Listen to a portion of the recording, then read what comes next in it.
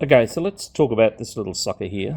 This is a Mitsumi Type 2 mechanical switch, and this one has actually come out of an Amiga 1000 keyboard.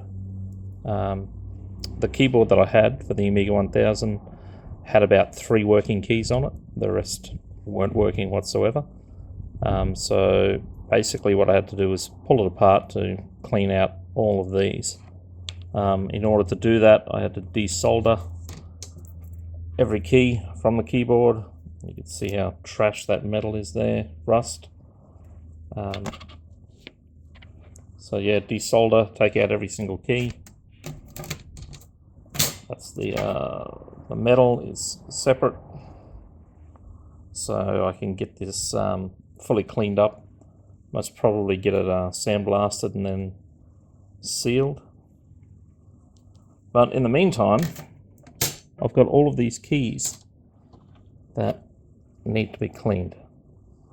So to show you what the problem is, I've got this little Arduino harness here. Now this is just a simple blinking light sketch where I put this switch in here, and the built-in LED, which is down there, should blink on when I press the button. As you can see, I'm getting nothing. So, how do we go about fixing that? Well, first of all, we'll give this a quick clean up on the outside. So, a bit of spray. And just wipe that off with a Q-tip, earbud, as they're known here in Australia. Just to clean that up a little bit. Get any residual dirt and stuff off the outside of it. Now these little suckers are pretty tricky to open. You basically have to stick something under one side like that, and then it helps if you pry the other side similarly. And here's where it gets tricky. Go a third one and just start prying it out underneath there. So I'll just bring that up a little closer so you can see. Pry it out there.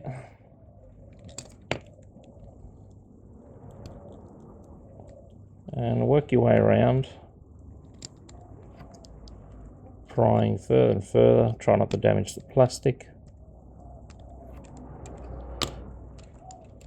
Incidentally, there's probably people who'd say, wow, this is just way too much work. But the Amiga 1000 that this is connected to is actually running a Phoenix mainboard. So if you know what a Phoenix mainboard is, then you'll understand that there's probably not too much that could be considered hard work to make sure it's up and running at its peak. The Phoenix mainboard is a beautiful piece of kit. Oh. Tricky little sticky buggers these things are. Get that back under there.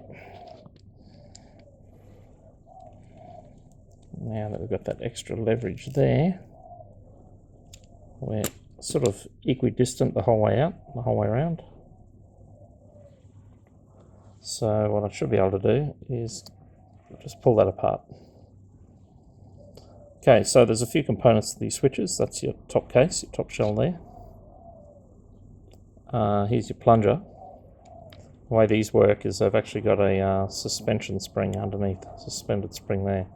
So you can imagine as the plunger goes down, that spring gets pushed in, which then obviously when you take your finger off, the spring pops back out, pushes it back out again.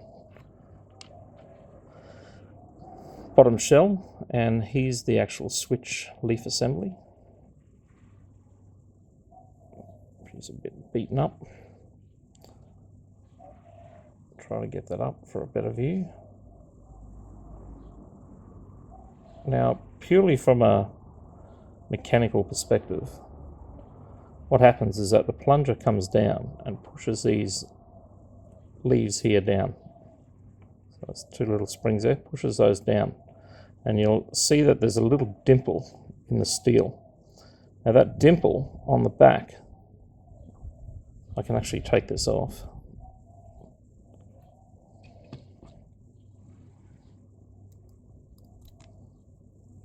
Take that piece off. So that's your little leaf spring. Now what that dimple on the back is doing, if I can get this close enough, you can see it. There's this little section in the middle here, which is a tiny little strip of plastic with a sort of button on top. And the back dimple on that leaf spring is actually pushing that in. And if you look very closely there, you'll see sort of light coming through the gap. So you've got a plate down the bottom, plate up the top. And when that gets pushed in by that dimple, it's making the electrical connection.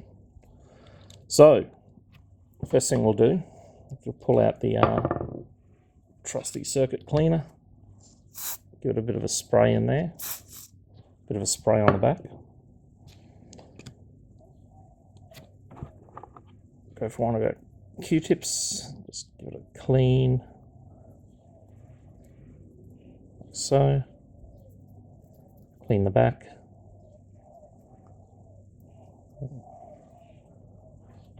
And I'll just get this very small screwdriver, and all I'm doing here is basically just scratching the metal a little bit just to brighten it up. And if I'm very careful around here, I can actually lift that little flap up and scratch the metal around underneath that as well. And that should improve our electrical conductivity. Now, after I've done that, I'll grab that airbrush, blow it dry.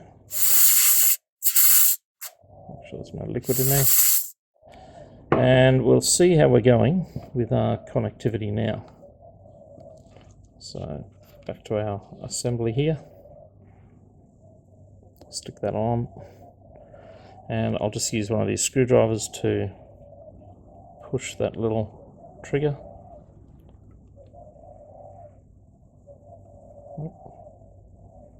It's a bit awkward one-handed, and as you can see, it is very awkward one-handed, but as you can see, we are actually getting a little blinking light there now. There we go. So that is now working. We're actually getting conductivity through that. So let's pull that out. Now this little piece here, what's happened is that over the years this metal must fatigue, or through use it must basically lose its shape a little bit. So what happens is that while that leaf's on there, when the plunger comes down and hits that leaf, the dimple isn't actually pushing that button. The metal is sort of curling around it. So what we need to do is get it to apply more leverage there. And the way we're going to do that is we're going to just pin this down. Now you can see the dimple's there, and you can see a little crease below the dimple where the two prongs come off. So we're just going to pin that down there.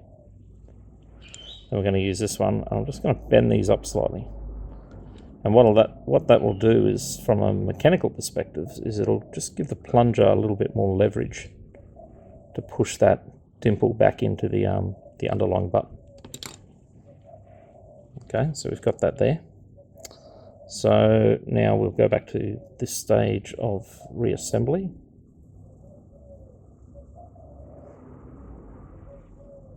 And we'll push this back in like so. And you can see there's the metal prongs down inside. And then we'll grab the plunger. We'll reinsert the plunger. Should go in either way. And we'll push it a few times just to... It's popped up there. Just get that back down. Put that down there. So we'll push that a few times just to make sure we're getting movement. It all looks good. Now, because I'm pressing this down here when I put it back in the frame, I'll just make sure that's down there. Yep, that's where that piece hooks over the back.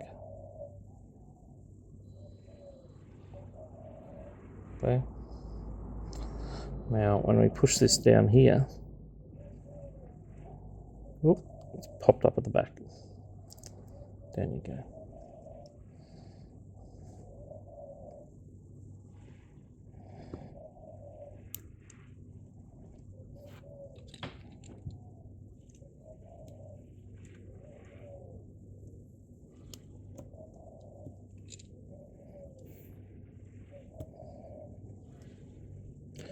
Let's get that seated there correctly.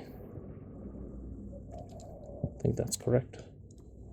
And now you'll see when I push that, sorry, that metal's come up at the back again. Get that down there. I'll just put that there to hold it. And now you can see that we're actually getting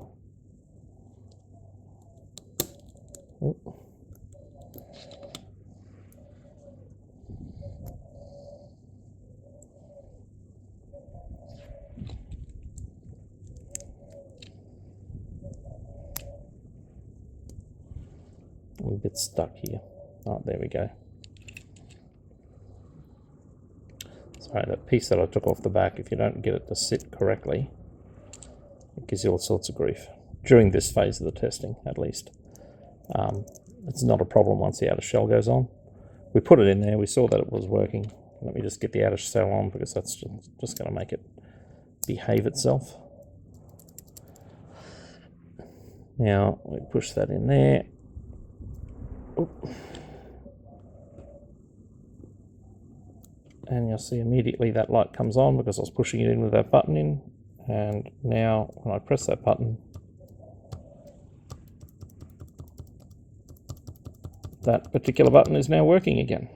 So I can add that to the acacia buttons over here. Now I've got 11 done. So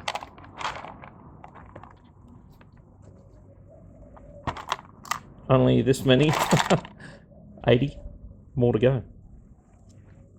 I hope this has been helpful.